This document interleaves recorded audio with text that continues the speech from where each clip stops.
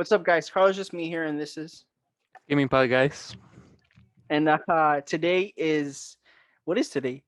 6/21 or June 21, 2021. And yeah, so I will try to have this uploaded by tomorrow, if not Wednesday. But let's get on with the news for the week. So the first news of the week is Dead Space is coming back, right? Finally.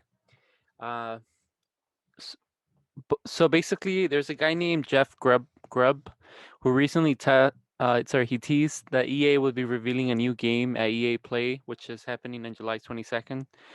He believes the game is going to be from an established IP, and we're going to see if So basically, based on the quote he mentioned, we're going to see it if we're not dead first. So this makes people believe that the game that EA might be teasing is going to be Dead Space.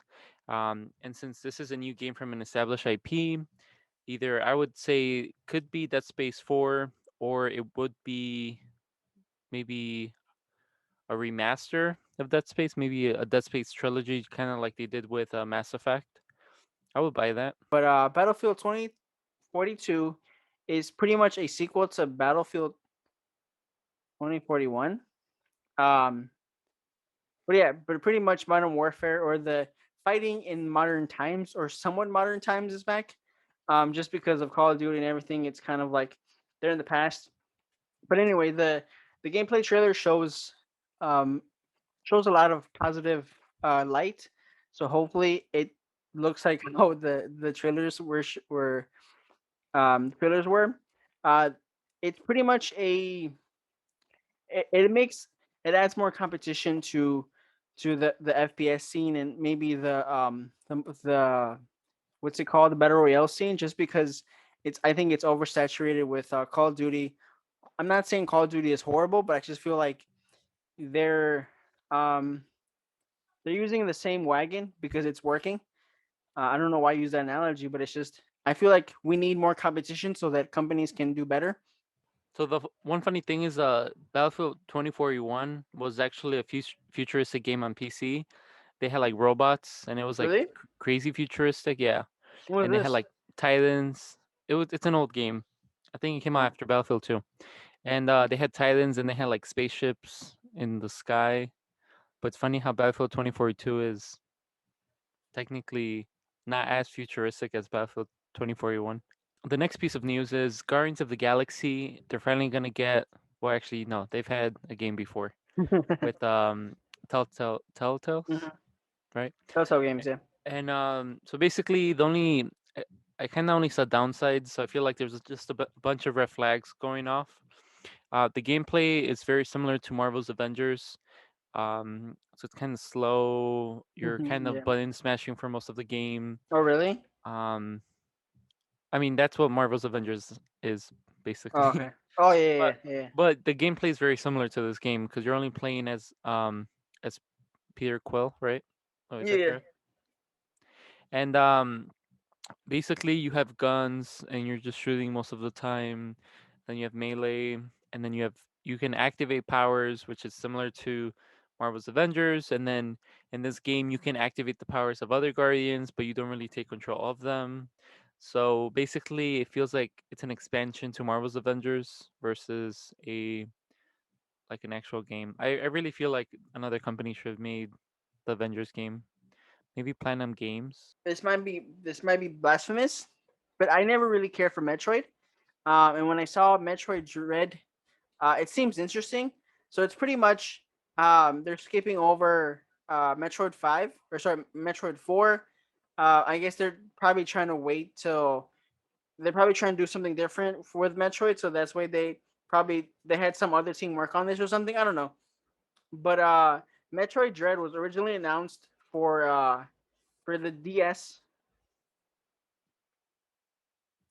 To this day, I don't know what DS stands for, but it was Dual screen. announced. Huh?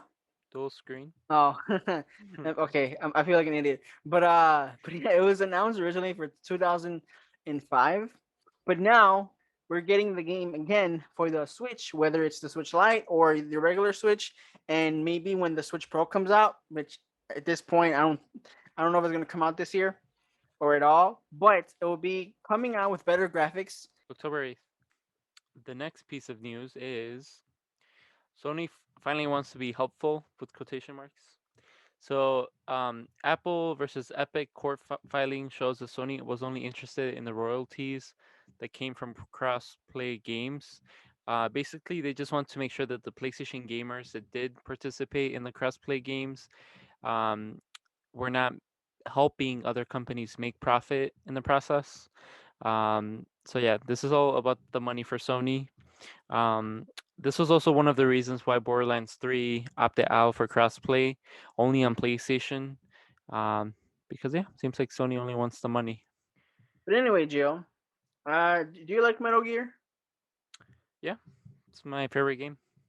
Really? Which Yeah, one? number 5 and Really? number 4. Number 4 is pretty cool.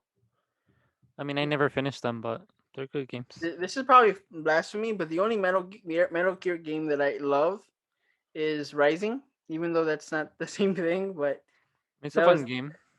to me that was anyway. So pretty much for this the director's cut, they're gonna give you some goodies, some Metal Gear goodies, and those include new stealth mechanic for Dead Stranding. So like the box.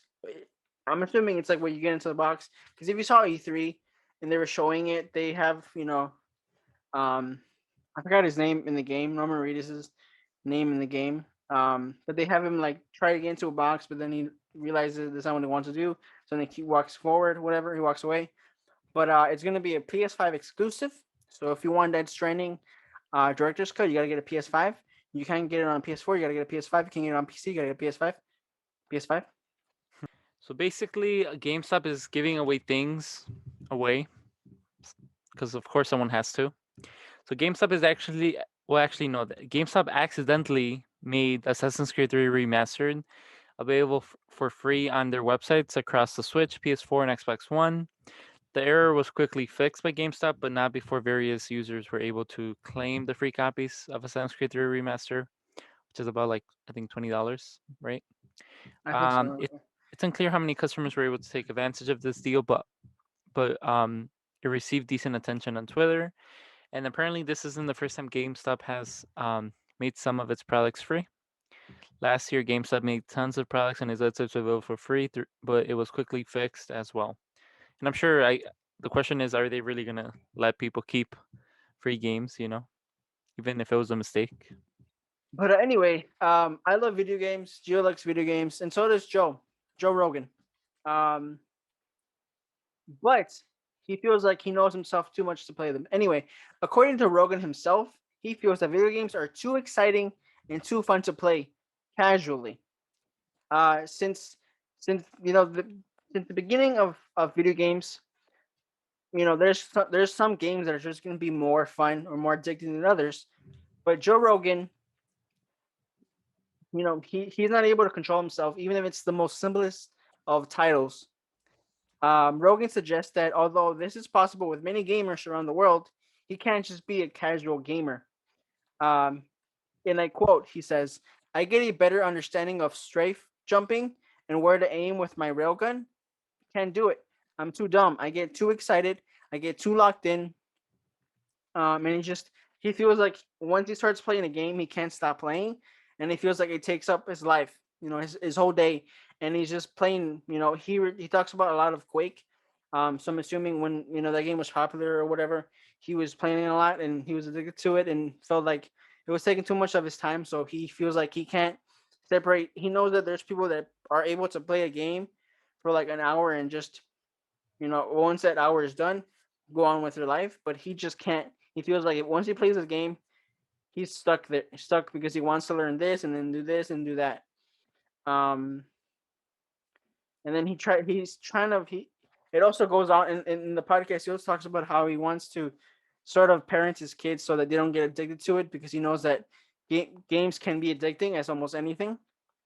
But he says that that's not like the rule. There's not an exception. There's an exception to the rule where he believes that however parent your kids, that's up to you. But personally, he feels like there has to be like boundaries for video games. Okay, guys. So the next news is if it ain't broke, don't fix it. There's a Reddit post from May 27 mentioned a massive marketing campaign that would feature live events alongside GTA Online updates. So it seems like Grand Theft Auto 5 is slowly being revealed through job openings at Rockstars. I Hmm. mean, to be honest, I feel like it's a bit late, um, especially since I mean I think there's a separate studio that works on GTA, and then the other studio works on other games. So it's a bit late for them to be searching for positions, but based on the job roles that they have, they're seeking a live operations coordinator focused on GTA Online and Red Dead Online. This job listing is specifically looking for a live operation coordinator in the Soho area of Manhattan, New York. The candidate will work with teams across all Rockstar games to ensure there's a marketing that extends beyond commercial and other advertisements. The marketing campaign emphasizes the importance of Rockstar Games online titles. So it seems also that they're trying to they're trying to basically use like the Rockstar IPs to create more than just their typical games. Gio, do you enjoy your PSVR or is it just collecting dust? It's collecting dust. Okay, throw it away. Because we might get a PSVR 2 coming soon, probably next year, this year. Yeah, more likely maybe next year or the year after that. But anyway, Bloomberg's sources say Sony is aiming to release the successor in the holiday period next year, and the headset will use an OLED panels from a Samsung display. So we're getting reports of parts being bought and being used for what could be the PSVR. And then according to Upload VR, a report from them from last month, it will have a total resolution of 4,000 by 2040. So things will look better, and it won't look as blurry as the original PSVR. Will this actually be a thing? I mean, there's rumors, there's speculations, there's things being bought, um, but there's no announcements. But it could not. It could be that yes, it might be a thing, but not for a while, and that's why you haven't heard of anything. Or it could be for something else, and we just think that's for that. Why pay overinflated prices on next gen consoles when you can just use your current Xbox with xCloud?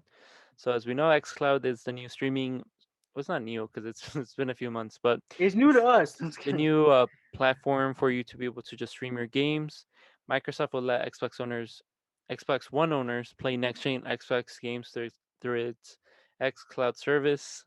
That means that the 2013 hardware will be able to play Xbox Series X exclusive games from 2021 and on. Microsoft is gonna be upgrading its server blades to run Xbox Series X hardware later this month. So this is interesting because I mean, I guess it's okay for they're basically making people who have Xbox One um, subscribe to their membership for Xbox Game Pass, so they can keep collecting money, and then those gamers can still be playing games. But to be honest, you don't even need Xbox One because they're gonna be integrating that same service within TVs and kind of like a Fire Stick. Well, in TVs and then kind of like a Fire Stick where it's just like an additional component to it. So I bought this game just because I was like, you know what, it's on sale. Fuck it, I deserve it. I mean, not really, but let me buy it. Uh, but I think we can all be breathtaking, Gio. Uh, and by that I mean that Cyberpunk 2077 is going to be available or is available on the PSN store as of today, which is the 21st. By your time when you're watching this, who knows when it's going to be? But as the 21st, as of the 21st today, you'll be able to download whether on the PS4 Slim, the original, or the Pro, or the PS5, right? They still give a warning to people who are still using like the base gen consoles like the PS4 that they will probably still have problems. It might vary on the person or the console, but they're going to have more problems. And they say the best way to play it is either on the PS5 or the PS4 Pro, just because it will have less problems. But they're still going to continue to add patches to the game to make it better. But I mean, it's been a long time. I think it's been a year since the game was out, and it's just now. So I think Sony's at the point where like, okay, the game works somewhat. Don't do this again because we're going to take it off. Because I don't remember hearing of Sony taking out a game because it's doing so bad. But will you be getting the game, or do you already have it? Or are you gonna wait till you get a PS5? Or Are they gonna give refunds?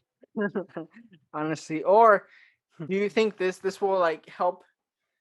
This will help put a band-aid on CD Projekt's reputation because we all love we almost all of us love CD Projekt Red. I think Witcher 3 was a great game for when it came out. I wouldn't say it's the best game I ever played. Skyrim has my heart and we always will. Always will. But the Witcher series was a really good game. Were great games. So I was heavily disappointed on the on how this game was released and how it was marketed and stuff. But you kind of saw like you kind of saw the cracks when you saw how much it was marketed. It wasn't just like something was up when your grandma knew what the game was about.